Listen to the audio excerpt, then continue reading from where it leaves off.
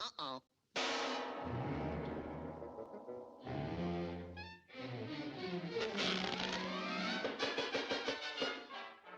Of course, this means war. Fired up, footballers. James here, coming at you with some breaking news. But before we get to that, if you could please take a moment to smash that like button and consider subscribing to Spitting Fire YT, it would utterly delight us. I forgot my little tagline there, but it would utterly delight us as it does a lot to help trick the YouTube algorithms into transmitting Chicago Fire and MLS content out into the great wide world. Big breaking news following up on a story we were just talking about here with MLS and the MLSPA launching some salvos. Well, let's get into it. Dax McCarty, my personal, very well thought out and articulate statement to MLS. We are ready to play. Players are ready to play. In February 2020, Major League Soccer, by the way, links are in the description. In February 2020, Major League Soccer and the Major League Soccer Players Association reached a tentative agreement on a new 5-year collective bargaining agreement. As the pandemic unfolded and jeopardized the 2020 MLS season, players agreed to salary reductions, bonus reductions, and other economic concessions, as well as an extension of the CBA through the 2025 season. These concessions, felt directly by players in 2020, but with a financial impact on all players that stretches throughout each remaining year of the CBA, totaled over $150 million. Amid a cloud of uncertainty over the 2021 season, players have once again been forced back to the negotiating table.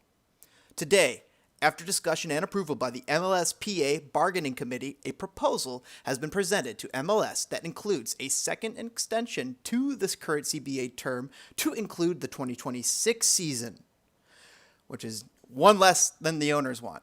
Coupled with our agreement last June, this proposal will result in over $200 million in economic concessions and the addition of 2 years to the CBA. 1 year for each of the years substantially impacted by the pandemic. Was I wrong? It will also reduce the impact of revenue sharing that was such a hard-fought gain in the original CBA.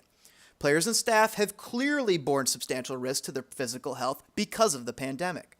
With these concessions, players have also unquestionably borne a substantial portion of the league's redacted related financial losses. To the extent that those losses continue beyond current expectations, the CBA allows teams to further reduce expenses by adjusting their discretionary spend. Most importantly, this offer creates a revised CBA framework to ensure the continued growth and stability of MLS in the years to come. In exchange for and in recognition of these concessions, the proposal includes modest non-economic changes for the 2025 season to 2026 seasons. Changes that would benefit players by reducing the age for free agency eligibility by 1 year and decreasing some of the restrictions on free agent earnings. While concessions are always difficult to make, players have seen firsthand the severe impact the pandemic has had on MLS.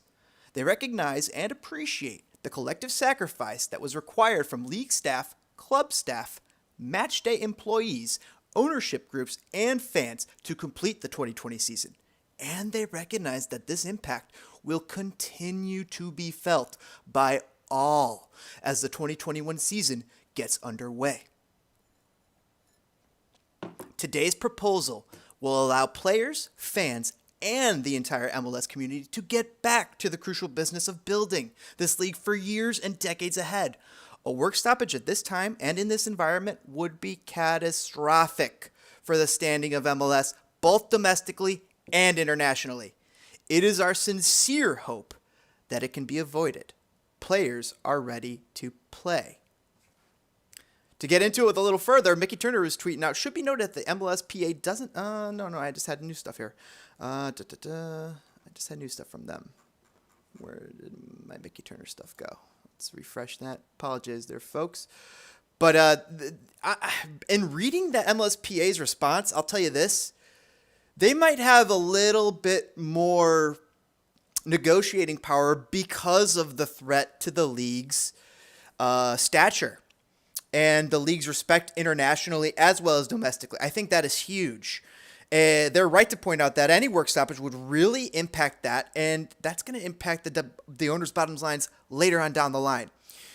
So this resolution, this suggestion, this counterproposal by MLSPA actually might work in some degrees. I'm not so. I don't know if there's going to be a strike based on this, because I think that the owners might be willing to relent on this counterproposal, or at least aspects of it, and they might be able to come work together. Because if MLS doesn't play this year, will they ever play again?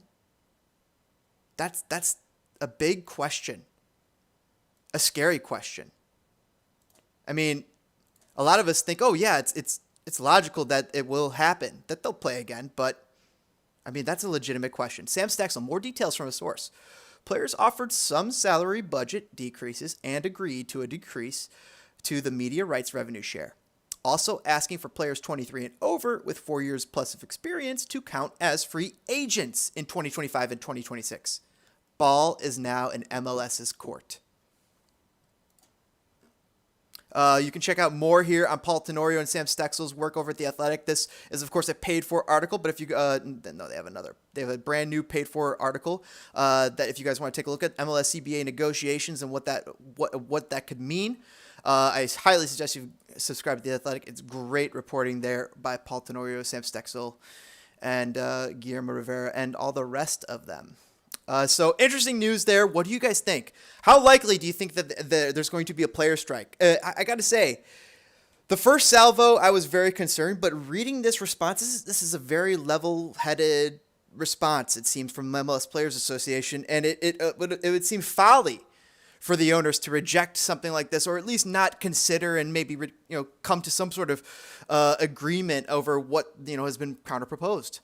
Let us know what you guys think in the comments below. And as always, please consider smashing that like button. Let us know how you feel. If you feel the need to comment on anything else, let us know.